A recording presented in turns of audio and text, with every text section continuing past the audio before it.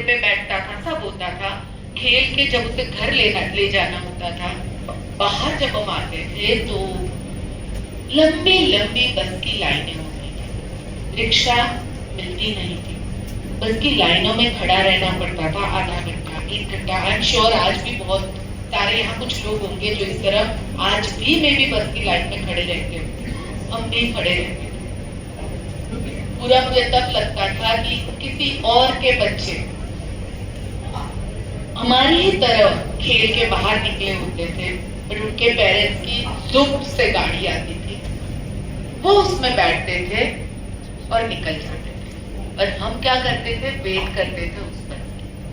Again 2 choice थे जिंदगी में, एक जितना है उसी में खुश रहो, तकलीफ क्यों लेनी है, लाइफ अच्छी है, दोपहर में 1 घंटे सोने मिलता है, अच्छे से रहो। और दूसरी चॉइस थी, भाई साहब यहाँ के मीटिंग करोगे, आ जाइए, आप ही को कह रही हो, आप आ जाइए, आपको कुछ बातें करनी है ना, यहाँ आ जाइए, थैंक यू। या तो आप मान लो कि यही जिंदगी है, या फिर चैलेंज लो और अपनी जिंदगी को करो। हमेशा जिंदगी में 2 ही चीज होती है हमारे पास दोस्तों, हर मोड़ पे। एक, मान लो आप इसी के लिए बने, और दूसरा, मान लो कि ऊपर वाले ने किसी बड़े के लिए मुझे बनाया।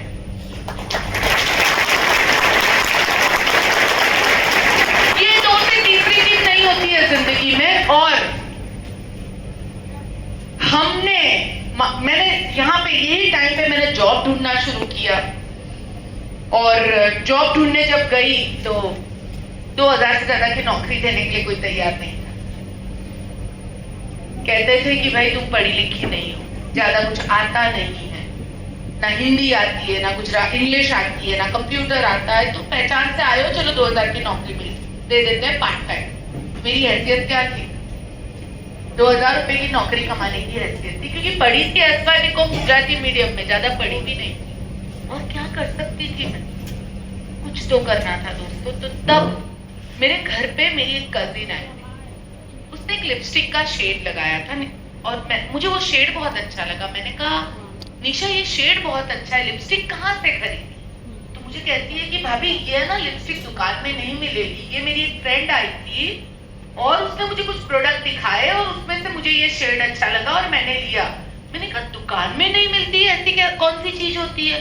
बोले अभी एक नया मार्केटिंग आया है जिसमें आप वर्ड ऑफ माउथ से चीजों को खरीद सकते हो जो दुकानों में बिकती नहीं है।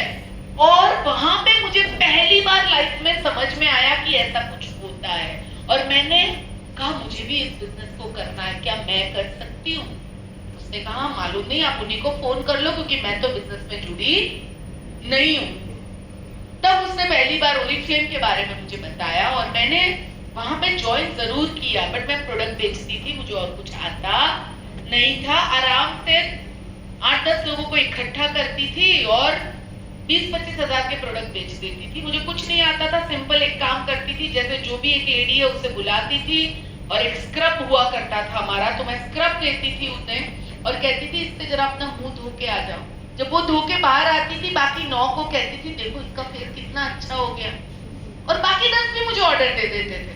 यही मुझे आता था, मुझे और कुछ आता नहीं था। बट उससे भी मैं देखो यहाँ अगेन ये है कि एक तो आता नहीं है इसलिए आप चुपचाप बैठ जाओ, और दूसरा नहीं आता है तो भी मारो, जाओ करो, क्या होगा? नहीं होगा ना, कोशिश तो करो। और मैंने कोशिश की, काम होने लगा, धीरे धीरे थोड़ा थोड़ा ऑर्डर आने लगा और थोड़ा थोड़ा समझ में आने लगा कि यार प्रोडक्ट के ऑर्डर तो आते हैं। तब एक फ्लायर मिला रास्ते। फ्लायर आजकल फ्लायर से ज्यादा इंटरनेट पे ऐड चलने लगी है। एक उस टाइम पे फ्लायर होते थे, फ्लायर मिला था मुझे, और जनरली लोग क्या करते हैं फ्लायर को क्रश करके फेंक देते हैं, बट आग लगी थी, कुछ करना था। सब्जी लेने गई थी तब ये फ्लायर मिला था, मैंने पढ़ा फ्लायर को। फ्लायर में लिखा था be your own boss, do risk free business. दोनों ही चीजें समझ में नहीं आई क्योंकि बचपन से एक चीज देखी थी कि जितना बड़ा रिस्क उठाओगे उतना बड़ा बिजनेस कर पाओगे। पैसा इन्वेस्ट करे बिना बिजनेस हो ही नहीं सकता है। और बॉस घर में किसी ने नौकरी ही नहीं की थी तो